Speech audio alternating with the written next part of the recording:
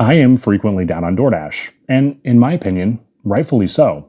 Between their incredibly low pay, their unethical business practices, the way they manipulate drivers, and the way that they don't follow through on what they say they're going to do. However, when they do something correct, I'm also going to share that with you. Such is the case in this video. What is going on, everybody? My name is Zach. I hope you are doing well. Before we get into the video, if you are new here, please do consider pressing the like and subscribe button so you never miss news, tips, tricks, and ride-alongs with a healthy dose of humor. One more quick thing. To the YouTube employee who will inevitably end up reviewing this video, at no point in this video am I using or promoting the use of tobacco or any tobacco-related products, and therefore it does not violate the harmful or dangerous acts policy. I'm making this video to educate my viewers on what to do should they run into a similar situation. A few nights back, I was heading back to my waiting place after completing a delivery when I got a 7-item Safeway order for $20. However, it was actually 8 items, but we'll come back to that shortly. For this part of the video to make sense, I kind of need to rewind the clock to another Safeway order I had. After completing that order, I got a text from the customer saying that the 2 most expensive items in that order were incorrect. Yeah, but they weren't. That customer likely saw me taking a picture at his door that included his address, so he knew he could not claim the order didn't show up. If you want to hear the full story about how that went, I'll link to that video in the description below. Okay, let's get back to the order that this video is about. When I accepted that order, I could tell that it was going to the same neighborhood as that previous order, so I decided to check the name, the address, and the delivery instructions. The address was fine. It was not going to the same customer. But the delivery instructions were a little janky. Let me read them to you. I added a big tip, so if you could get us a pack of cigarettes with the tip money, please. Camels, regular kind. Before we go any further, this is my completion rate. I'm trying to get that up to at least 90%, so unassigning that order wasn't a good option for me. It's also worth mentioning that this did not show up as a 21 plus order. So essentially, they were circumventing the system and putting what they really wanted in the delivery instructions. As it is, I don't do alcohol deliveries as I feel there's too much liability for the driver. That's with them uploading their ID and me checking their ID in person. So why the fuck would I agree to do this without them uploading any ID for age verification? Now, a couple of you have told me in the comments section below that you have received the same request in person when you were delivering the order. They would hand you cash and ask for a little extra favor. However, in person, you can usually tell if somebody's elderly or a teenager. I want to bring that screenshot back up and point out 2 things. Some of you may have noticed that that says to leave it at the door. So there would have been no ID presented whatsoever. Also, it says please get us a pack. In my state, when you buy an age-restricted product, all people present are required by law to show ID. Being as that I had already accepted the order, I had a few options. I could have done what they asked and risk breaking the law and potentially contributing to the delinquency of a minor, and I am not about that. I could have unassigned it and taken a hit on my completion rate. But being as that I was at 86%, I also wasn't about that either. I could have went and shopped the order and not included anything extra and delivered it the way they ordered it.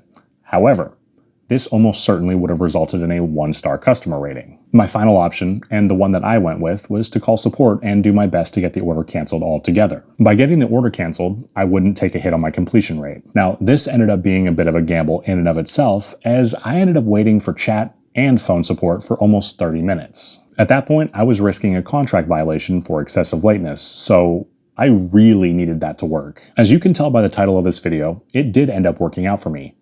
But it almost didn't. When I finally got a support rep on the phone, I asked her to read the delivery instructions. When she did, she didn't initially understand what the problem was. After trying to explain this to her a couple of different ways, and a couple of different times, she finally understood what the problem was, and told me to complete the order without the cigarettes. I told her I was unwilling to do the order as it would have been a risk to my ratings, and I told her she needed to cancel the order. Guys, there's an important word in there.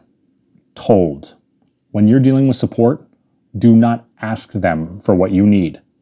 Tell them what you need. You are more likely to get it that way. Unfortunately, that time it did not work, so I had to turn into King Kong Karen, and I asked for a manager. I don't like having to resort to that, but I also don't like delivery companies putting me in sketchy situations and wishing me the best. While I was waiting on hold for a manager, I got a text from the customer reminding me that they tipped big and to please not forget their smokes. I just left the message unread. After a while, a manager finally came on the line and I had to explain the problem all over again. I went through the same thing with him and I made the same arguments.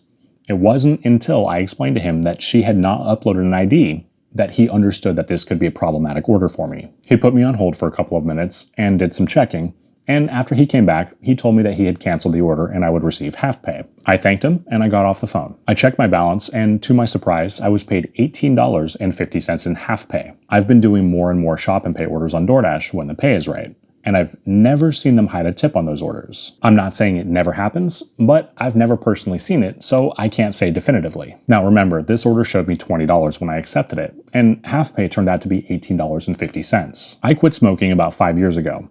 Other than the fact that it's a terrible habit, it's also an expensive habit. The last time I bought a pack, I paid about $12. For the sake of argument, let's assume that cigarettes are the only item in the world that haven't been affected by tax increases or inflation. That would have left me with $8 for that Safeway order had I done it. That is not worth my time to drive to the store, shop for a bunch of candy, and then drive it the fuck across town. By calling support and not taking no for an answer, I saved my rating, I kept my completion rate from falling, I protected myself legally, and I ended up getting paid more than I would have had I done the order. If you run into something that you're not comfortable with on any app and support isn't going to help you, ask for a manager. They have more authority than the first person that will answer the phone.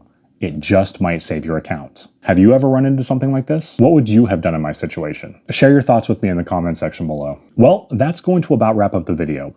If you haven't done so yet, please do consider pressing the like and subscribe button so you never miss news, tips, tricks, and ride-alongs with a healthy dose of humor. My name is Zach. I'll catch you soon.